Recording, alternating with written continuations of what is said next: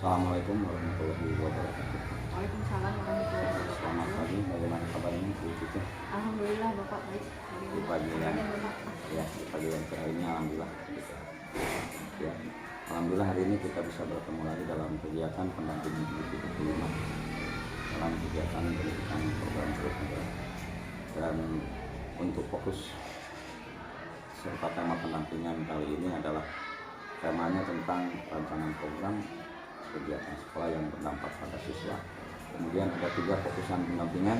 Yang pertama adalah refleksi dari modul Sinyata 31 tentang pemimpin pembelajaran, atau intinya pengambilan keputusan berbasis pada nilai kompetensi sebagai pemimpin. Kemudian fokusan yang kedua adalah rancangan program dari pengelolaan sekolah, terutama yang berdampak pada siswa. Dan yang ketiga adalah ingin mengetahui perkembangan dari komunitas praktisi, terutama di unit kerja digital itu sendiri. Intinya ini sudah dapat terlihat bahwa ketika secara garis besarnya dari fokus pendampingan yang pertama tentang refleksi dari aksi nyata modul 31 tentang pengambilan keputusan berbasis pada nilai-nilai kebajikan sebagai pemimpin, itu ini jelas sekali dengan menggunakan berbagai pendekatan. Ada 3 kan. Pertama adalah yang disebut dengan N-based thinking, kemudian yang kedua adalah rule based thinking, dan yang ketiga adalah care based thinking. Ini juga permasalahannya sudah jelas ketika ada seorang siswa yang pindah akhirnya ya ada dilema etika ya. Ketika mereka orang tuanya kembali lagi pindah ke sekolah ini, dan di sana ada dilema etika dari apakah akan mengambil keputusan itu misalnya rule based thinking atau juga misalnya care based thinking ataupun N based thinking berbasis pada penilaian akhir kita. Nah, kita awali saja untuk kegiatan pendampingan kali ini di fokus yang pertama, yaitu refleksi dari aksi nyata modul 31 ya. Baik, terima kasih Bapak. Selamat datang saya ucapkan kembali di pendampingan individu kelima ya Pak. Terima kasih atas kehadirannya. Untuk fokusan pendampingan individu kelima ini, yang pertama terkait dengan refleksi aksi nyata modul 3.1. Di modul ini temanya adalah pengambilan keputusan yang berbasis ke nilai-nilai kebajikan universal kaitannya dengan masalah-masalah yang dilema etika. Jadi walaupun belum menjadi pemimpin organisasi ya Pak, tapi kita sebagai guru di kelas, sebagai wali kelas adalah pemimpin pembelajaran. Banyak sekali permasalahan yang memang ternyata kalau ditelaah itu termasuk ke dalam dilema etika ya Pak.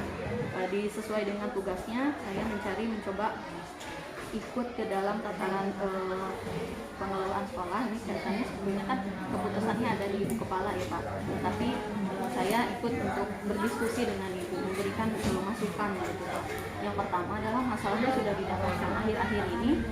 Ada satu orang siswa itu sudah mutasi ya Pak, awalnya dari sini kelas 1 ini, kemudian kelas 2 mutasi keluar, kelas 3 masuk lagi Pak, kelas 4 keluar lagi, kemudian awal kelas 5 masuk lagi, akhir kelas 5 keluar, awal kelas 6 masuk lagi sekarang.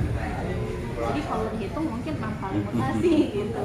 Nah, permasalahannya sampai sekarang sistem kan sudah pusat online ya Bapak.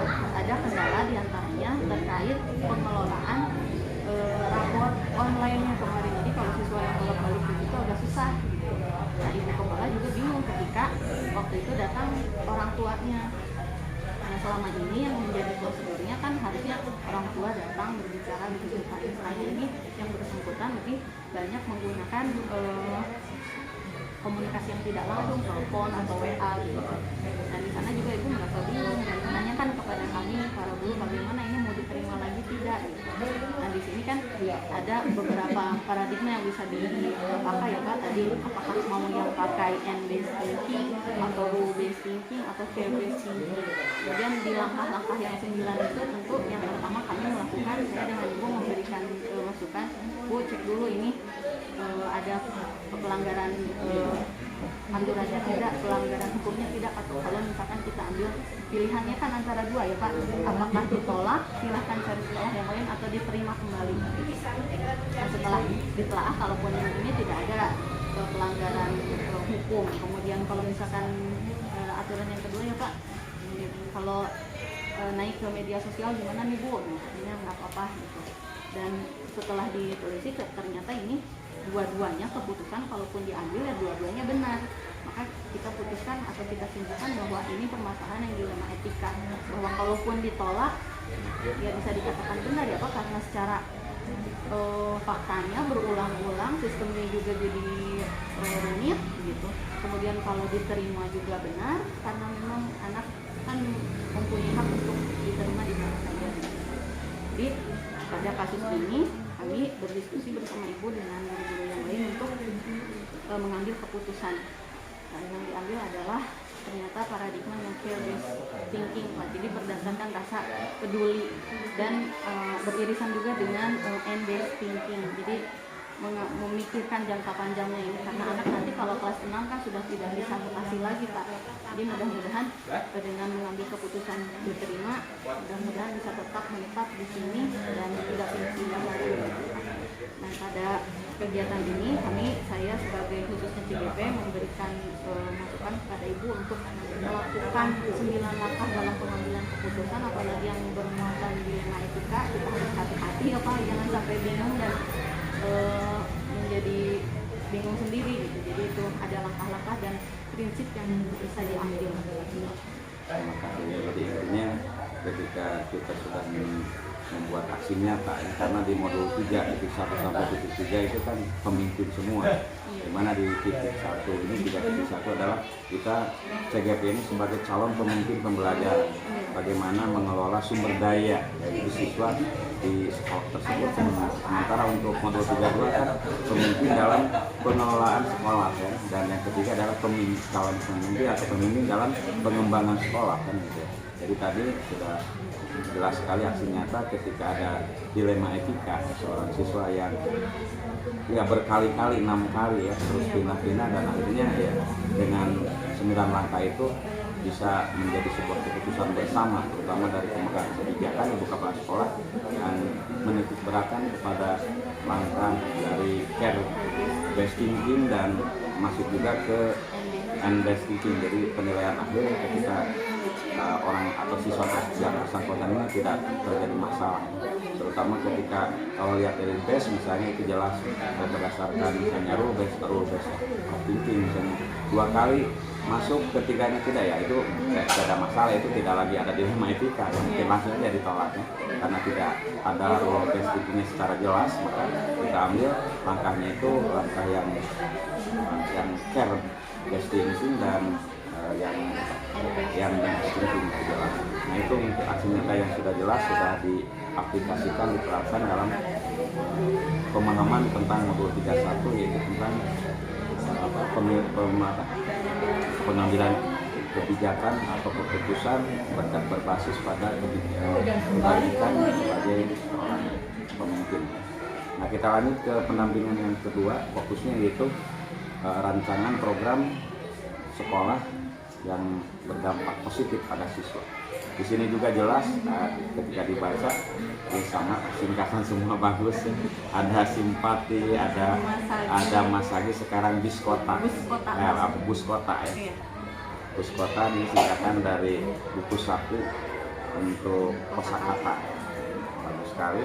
Nah, silakan Ibu sampaikan bagaimana rancangan program ini sudah berjalan seperti apa saja. Baik, terima kasih Pak. Kaitan dengan rancangan program yang berdampak pada murid, kali ini saya mengambil permasalahan yang betul-betul berasal dari seorang murid ya Pak, melalui alur belajar itu tentunya sudah di modul 2.3 ya, prakarsa perubahan. Sebenarnya berangkat dari sana dan juga melihat modal aset sekolah yang sudah diidentifikasi dari hasil modul 3.2 yang kemarin itu. Saya membuat program pertama berfokus dulu karena tujuan dari program ini Pak, saya sebagai pemimpin pembelajaran di kelas, saya punya otoritas di kelas, saya ingin mulai dari lingkup yang terkecil, dari daerah pengaruhnya dari kelas saya Pak. Jadi saya membuat program untuk sasarannya adalah siswa atau murid yang saya ampu itu di kelas 4 karena berangkat dari permasalahan yang dihadapi saya. Permasalahannya yaitu mereka terlihat kurang berminat dalam membuat catatan dan kegiatan membaca Pak. Kebetulan sekolah kami sudah mengunduh hasil rapor sekolah ya Pak, dan hasilnya ternyata untuk tahun ini di aspek numerasi itu meningkat, tapi di literasinya ada penurunan. Jadi menjadi tugas atau PR kami semua untuk meningkatkan itu Pak, untuk AN. Jadi di kelas 4 saya berfokus untuk meningkatkan itu. Nah, berangkat dari sana saya membuat kegiatan yang jenisnya intrakurikuler, jadi terkait dengan langsung tujuan di kurikulum ya Pak, dan di kelas 4, kelasnya kelas 4.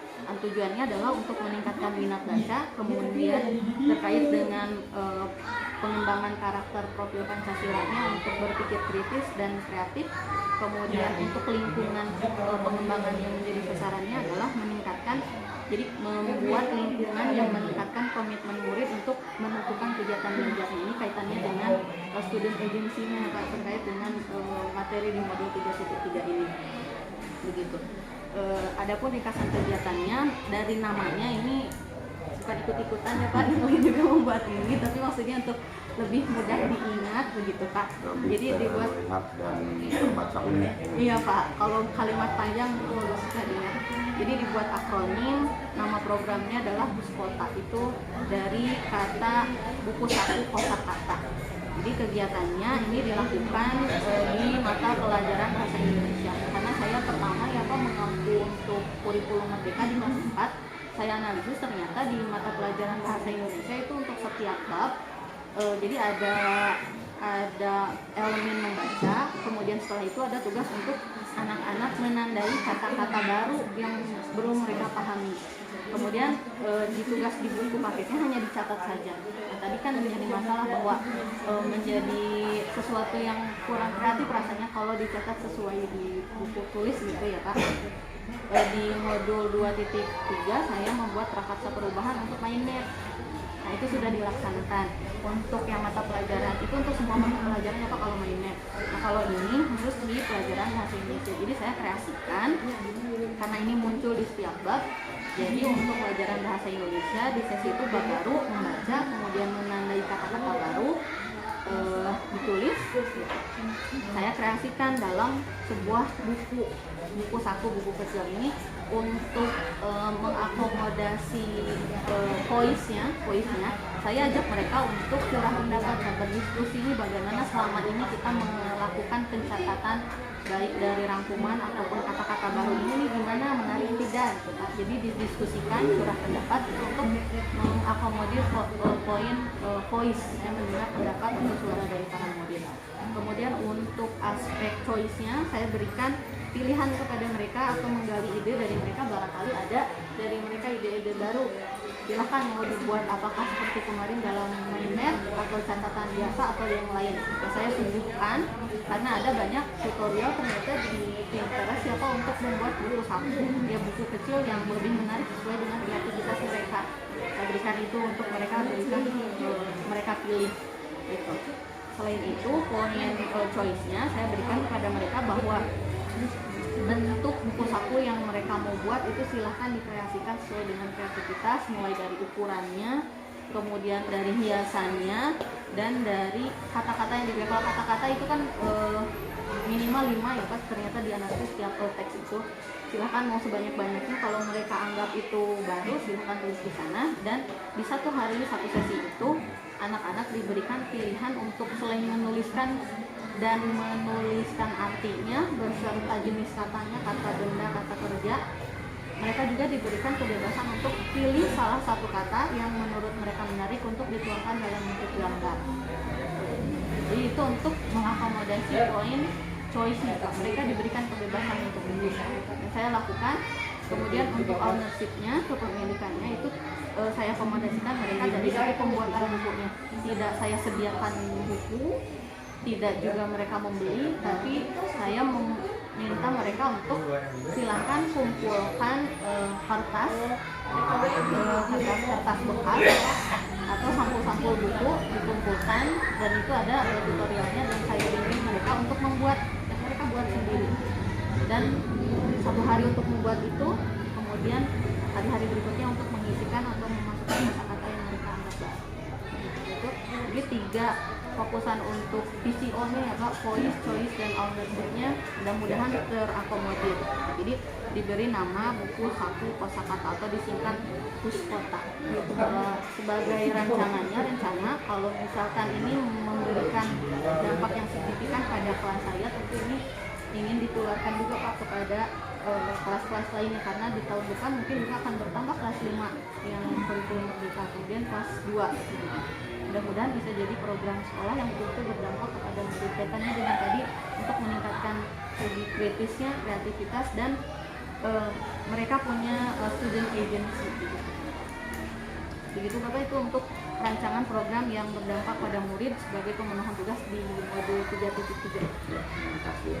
Jadi intinya bahwa pengembangan program yang berdampak positif pada siswa ini sudah dibuat sebuah akronim Puskota yang istilahnya Public Book of Vocabulary, buku saku dari kosakata.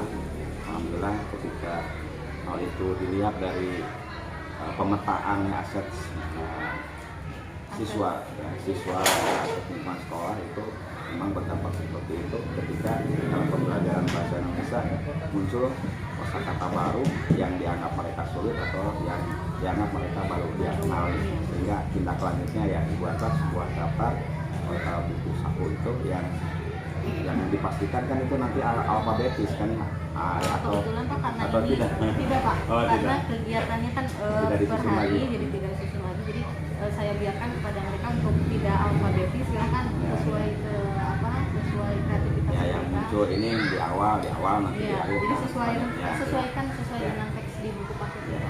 Alurnya juga tadi sudah tersampaikan, alur VOC itu ya, yang diawali dengan voice misalnya. Voice di mana ya suara mereka kita tampung. Nah ini mereka ketika menerima kata-kata baru atau menemukan kata-kata baru dalam pembelajaran bahasa Indonesia, ketika membaca wacana rasa tertarik, ya kemungkinan suara-suara mereka kita kumpulkan menjadi sebuah opini kita untuk mengembangkan mereka ke dalam ranah yang lebih baik. Nah, kemudian untuk O-nya untuk apa? Untuk choice-nya ya mereka diberi pilihan silakan kata-kata mana yang mau nambahkan atau yang lainnya, yang penting silakan pilih kata-kata yang dianggap baru dan dianggap sulit serta unik, menjadikan sebuah perkumpulan pembenaran kata atau kosakata, dan dibuat dalam bentuk sebuah buku yang unik. Kemudian dalam alur ketiganya itu antara ownership ya, sense of belongingnya ya, rasa memilikinya ya, kita optimalkan kepada mereka. Optimalkan artinya minat bakat dan keinginan mereka untuk secara leluasa, silakan dalam bentuk bagaimana, yang penting sudah diberikan model. Nah inilah model sampulnya, silakan kamu pada akhirnya buat keputusan memilih yang mana. Nah itu sudah bagus sekali dari alur VOC-nya ya, mulai voice-nya, kemudian choice-nya, kemudian juga ownership-nya sudah tergambarkan, dan itu merupakan rancangan program dalam pengembangan dari pemetaan aset sebagai siswa itu untuk untuk modal mereka dalam mengembangkan kemampuan, terutama dalam memahami atau memperbanyak kosakata atau penggunaan kata-kata bahasa Indonesia ya, tentunya nanti untuk meningkatkan kemampuan literasi ya. Karena kan numerasi literasi sekarang itu merupakan 2 fokusan dalam pembelajaran yang merupakan seperti tadi itu best thinking ya, artinya ya pada akhirnya mereka itu nilai akhirnya itu yang akan ditampilkan sebagai bukti hasil dari kemajuan prestasi belajar siswanya. Itu sudah jelas ya. Puskota, buku saku kosakata sudah bagus isi rancangan programnya. Kemudian tadi sudah disampaikan langkah-langkahnya, sudah sampai kepada pemberian contoh atau model di akhir untuk sense of belonging-nya ya. Jadi untuk rasa memiliki mereka itu, untuk memiliki bahwa saya punya kemampuan untuk membuat itu.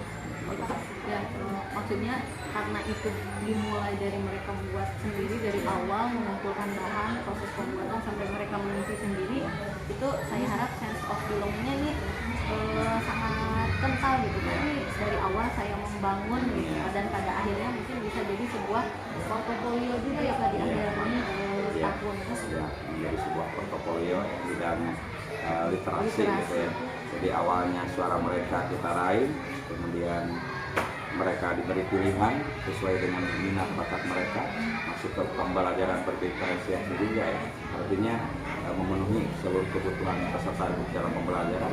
Terakhirnya adalah ya, mereka juga diberi kesempatan untuk mengembangkannya itu dan ada rasa memilikinya itu ya. Sehingga ya kemampuan yang optimal itu pasti mereka bisa dikembangkan dan bisa dicapai sesuai dengan tujuan yang kita harapkan. Itulah untuk fokus pendampingan yang kedua. Kemudian fokus pendampingan yang ketiga tentang bagaimana perkembangan dari komunitas praktisi, terutama ada di Lokakarya 2 ya kalau tidak salah awalnya itu, sekarang sudah sampai mana. Ini juga jelas programnya berupa akronim juga, inspirasi katanya. Nah, inspirasi singkatan dari indahnya sharing, pengalaman dan ilmu. Sharing itu berbagi ya, sama dengan Forgi misalnya, forum guru berbagi misalnya, tentunya sama. Ya silakan Ibu deskripsikan. Terima kasih Bapak. Untuk fokusan yang ketiga terkait perkembangan komunitas praktisi, ini sudah dirancang di Loka 2 ya Pak. Namun waktu itu saya belum menemukan namanya Pak, baru komunitas guru Cimanggung saja waktu itu. Tetapi kegiatan sebetulnya sebelum GP juga sudah berjalan Pak, kegiatan untuk berdiskusi, berdiseminasi dan berbagi itu sudah saya lakukan.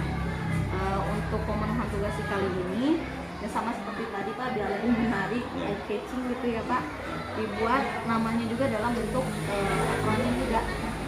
Yang tadinya komunitas guru Cimanggung lebih umum tapi akronim gitu.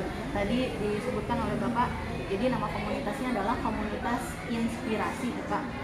Inspirasi, indahnya sharing pengalaman dan ilmu dalam ragam aksi. Jadi poin kegiatannya fokusan pada kegiatan sharing ya Pak, berbagi. Apakah itu pengalaman praktik baik ataupun juga mungkin pengalaman buruk yang bisa diperbaiki, bisa dibagi. Kemudian ilmu, apakah saja yang sudah didapatkan oleh para guru baik dari diklat maupun dari program seperti ini CGP dalam ragam aksi. Tentu kegiatannya nanti macam-macam, apakah grup sharing, diseminasi, diskusi atau sidang pendapat ataupun kegiatan yang lain.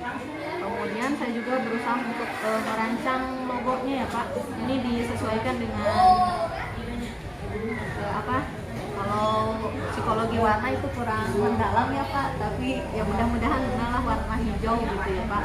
Dan ada ini pena itu karena kata gurunya tidak masuk, mungkin dengan simbol penanya bisa diakomodir. Warna hijau itu artinya terus tumbuh dan berkembang. Pena itu artinya ya dimana dengan tulisan. Iya, jadi dari warnanya juga hijau, mudah-mudahan hidup dan berkembang, tidak hanya ada tapi mati suri gitu. Mudah-mudahan hidup dan berkembang dan bermanfaat. Kemudian ada penanya juga sebagai ya kita berkutat sehari-hari para guru dalam tulis-menulis gitu ya Pak. Dan inspirasi ini tadi sebagai akronim. Kemudian terkait kegiatan, ini kegiatannya seperti tadi sudah dijelaskan bahwa dalam ragam aksi kegiatannya macam-macam ya Pak. Kalau ini kegiatan ini kegiatan resmi para guru untuk mempersiapkan akreditasi baik dari teknisnya maupun dari administrasi yang harus dipersiapkan. Kalau ini diskusi penyusunan modul ajar. Saya masih punya banyak PR yang kaitan dengan seorang CGP ini. Masih banyak yang perlu disampaikan kepada para guru, terutama terkait dengan pembelajaran diferensiasi ya Pak. Ingin saya sampaikan kepada para guru yang berbagi dan mempraktikkan belajar menggerakkan para guru untuk mempraktikkan pembelajaran berdiferensiasi dan KSE. Jadi nanti akan, kalau ini pernah dilaksanakan, nanti akan lebih diregulerkan lagi. Kemudian ini diseminasi aksi nyata PMM. Ini sebagai kegiatan yang sudah saya mulai sebelum CGP ya Pak. Kami punya target untuk 100% login Kalau 100% loginnya sudah, kemudian modulnya sudah dikerjakan, pada beberapa guru termasuk saya juga terkendala ternyata aksi nyatanya ditolak Pak. Itu menjadi kendala dan mencoba kami untuk pecahkan permasalahan ini. Jadi kalau tadi PR-nya 100% login, sekarang minimal ada beberapa 5 orang atau berapa persen yang terbit sertifikat dulu Pak. Ini jadi target di masa yang akan datang. Kemudian diseminasi hasil diklat gasing ini dilakukan oleh, bukan saya Pak, ada salah satu guru yang mengikuti diklat gasing di kabupaten. Ini dilakukan oleh Pak Jajang dan setelah kegiatannya usai langsung diseminasikan. Ini masuk dalam kegiatan komunitas inspirasi. Jadi pengembangan atau perkembangan dari komunitas praktisi sudah saya sampaikan Pak Tony dari komunitas inspirasi indahnya sharing pengalaman dan ilmu dalam ragam aksi, dalam ragam atau berbagai aksi dalam bentuk aksi. Nah, di sini kan intinya bahwa berbagi atau sharing ini minimal 3, berbagi opini, pendapat, berbagi eksperiensi, pengalaman, dan berbagi informasi ya berupa ilmu atau pengetahuan. Nah intinya bahwa ketika kita berbagi seperti tadi, mau praktik baik menjadi lebih baik, praktik yang kurang baik atau buruk menjadi baik dan akan lebih baik lagi. Dan itu kita dengan berbagi kan make purpose ya, akan membuat kesempurnaan ketika kita berbagi, walaupun bukan sempurna segalanya, tapi sempurna artinya baik saja ya, lebih baik dari sebelumnya. Nah kemudian juga ini disampaikan bahwa inspirasi ini merupakan aksi nyata juga ya, ketika bagaimana indahnya berbagi, baik opini, pendapat, kemudian ilmu, pengetahuan maupun pengalaman. Karena dengan pengalaman baik itu akan menjadi sesuatu yang bermanfaat bagi yang lain. Ilmu yang bermanfaat itu akan lebih indah ya.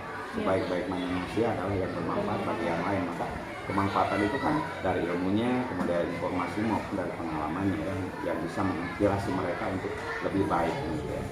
Dan kemudian dalam konteks misalnya seperti tadi, perkembangan selanjutnya kira-kira apa ya untuk program ini? Seperti ini gasing kan, waktu kita pendampingan keempat kan ada gasing, itu bagaimana cara siswa untuk menghitung lebih cepat kan itu gasingnya. Kemudian di sini ada PNM itu kan, program platform mereka mengajar itu kan, itu langsung dari Kemendikbud dan Teknologi ya. Kemudian bagaimana cara media atau juga teori pembelajaran ya, secara online.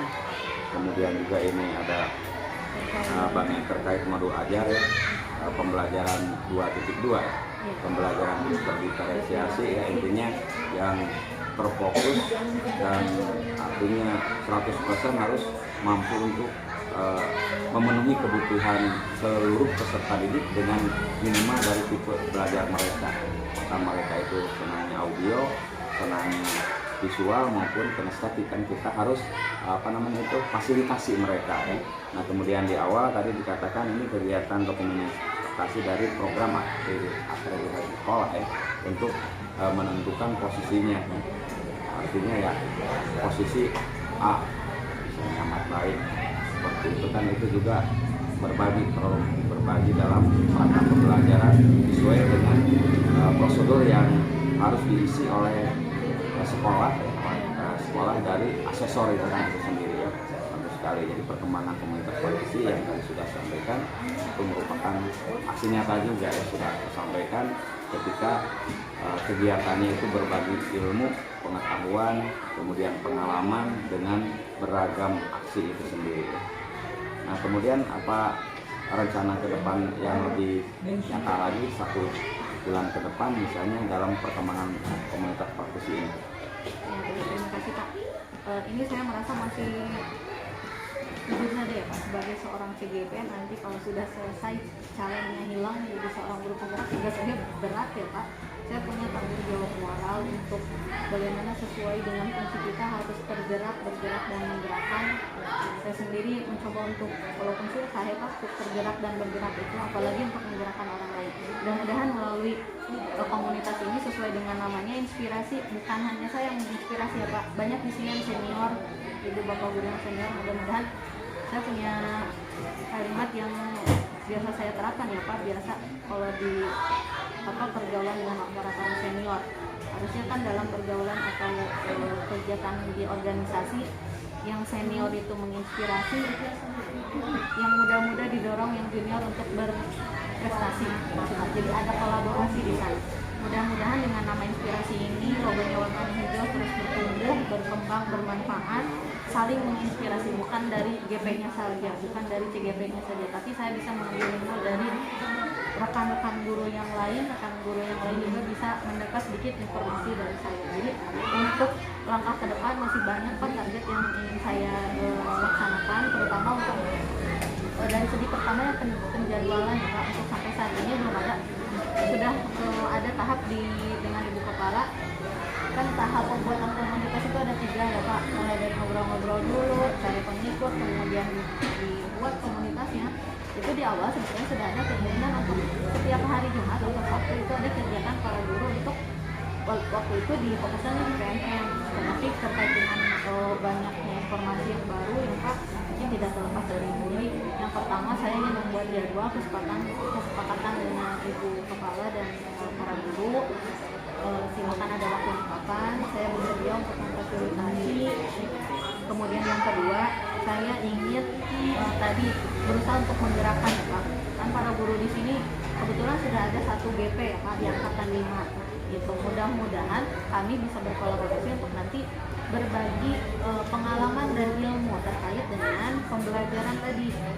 Kan selama ini pembelajaran berdiferensiasi dan KSE itu belum maksimal atau belum mungkin kan Bapak Guru belum mendapatkan materi itu ya Pak. Jadi ingin sekali saya untuk minimal berbagi materinya, kemudian cara pengembangannya, dan minimal kalaupun tidak saya punya target sendiri Pak, minimal ada 1 guru saja yang pernah melaksanakan literasi itu untuk didokumentasikan dan dibagikan di PNM. Itu yang kedua. Yang ketiga juga terkait dengan PNM tadi, target saya adalah karena login 100% sudah, tapi untuk yang bersertifikat baru 3 orang. Ini ada 15 orang, masih banyak ya Pak sisanya. Jadi fokusan yang berikutnya adalah sana. Saya ingin ada lagi sertifikat yang terbit dari bukan hanya modul 1, lebih banyak modul lagi. Kemudian di kegiatan diseminasi, saya lihat di sini kegiatan diseminasi belum terlalu terbiasa dilakukan ya Pak. Jadi kalau sudah diklat sudah, tapi melalui komunitas ini inginnya setiap guru yang sudah mengikuti Pengimbasan. Ya ada pengimbasan diseminasi kan, sedikit pun itu pasti bermanfaat untuk orang lain ya Pak. Kita dapatkan walaupun 1 materi untuk orang lain itu akan bertumbuh. Jadi itu Pak targetan yang ingin saya terus kembangkan di komunitas ini. Mudah-mudahan bisa berjalan dan bisa tercapai targetan ini. Terima kasih. Intinya PGP adalah pemimpin pembelajaran, karena sudah GP itu sudah pemimpin pengelolaan dan pengembangan sekolah. Kalau manajer sudah mengalami, ya tadi sudah tersampaikan bagaimana perkembangan komunitas praktisi, komunitas inspirasi, indahnya berbagi ilmu pengetahuan, kemudian pengalaman dari adaptasi. Nah, itu kemudian hal lain mungkin kalau kita flashback ke belakang, selama 1 bulan ini ada kendala apa dalam pembelajaran ini, terutama dalam kolaborasi misalnya dengan para instruktur dan fasilitator. Kalau terkait LMS, alhamdulillah masih bisa mengikuti Pak. Biasa semua ini mungkin ada drama-dramanya. Kemarin di sesi ruang kolaborasi terakhir kami para CGP Pak dengan fasilitator juga bercurah pendapat, banyak rintangan yang dihadapi, tapi sejauh ini bisa teratasi. Saya menyisakan 1 tugas aksi nyata coaching untuk supervisi secara berkali ya Pak, kemudian 1 tugas koneksi, kemudian 1 koneksi yang modul terakhir, dan 1 tugas verifikasi kontekstual untuk modul 3.2 dan aksi nyata. Alhamdulillah sejauh ini tidak ada yang melampaui budget, mudah-mudahan bisa sampai 100%. Nah itu ya kendala masih bisa diatasi. Mudah-mudahan menjadi sebuah pemicu semangat ya, kelancaran dalam menjalankan ini. Kemudian tadi sudah disampaikan bahwa dari keputusan 693 terutama dalam pengembangan komunitas praktisi, yang utama bahwa ya kita sebagai awalnya tergerak hati kita ya sebagai guru hebat gitu ya, itu untuk menggerakkan minimal diri sendiri dulu, kemudian menggerakkan rekan sejawat di lingkungan kerja masing-masing agar bisa menggerakkan mereka menjadi ya calon-calon pemimpin, terutama pemimpin pembelajaran kelas, pemimpin pengelolaan sekolah, membantu kepala sekolah, dan pemimpin pengembangan sekolah, terutama tentang program yang berdampak positif pada siswa, yaitu sebagai fokusan penampilan ketiga. Bismillahirrahmanirrahim. Assalamualaikum warahmatullahi wabarakatuh. Perkenalkan nama saya Cici Hayati. Saya adalah CGP angkatan 7 dari Kabupaten Semarang. Kali ini saya sudah bersama dengan Pak Jajang Warsan dan Pak Atet. Kali ini saya akan melaksanakan praktik percakapan pasca observasi dalam rangkaian kegiatan supervisi akademik. Jadi Pak, apa kabar Pak Jajang? Alhamdulillah baik. Pak. Baik Pak Jajang. Kali ini kita ketemu lagi untuk melaksanakan rangkaian supervisi akademik. Waktu gimana Pak untuk tujuan pembelajaran yang sudah Bapak rancang waktu itu? Terima kasih kepada kita. Alhamdulillah pelaksanaan pembelajaran di kelas, yaitu di kelas 5 dengan membawa mata pelajaran matematika, bahasanya adalah bangun ruang ya, sesuai dengan rencana yang saya persiapkan, yaitu tujuan pembelajaran. Alhamdulillah tujuannya sudah bisa tercapai untuk tujuan. Tujuannya waktu itu adalah menentukan ya Pak? Iya. Tujuan kemarin itu saya rencanakan yaitu menghitung bangun ruang terutama tabung, juga menghitung luas selimut tabung, juga menyesuaikan atau pembuktian dengan rumus yang sudah ada. Baik Pak, jadi sudah tercapai ya Pak? Sudah tercapai. Itu terkait dengan tujuannya.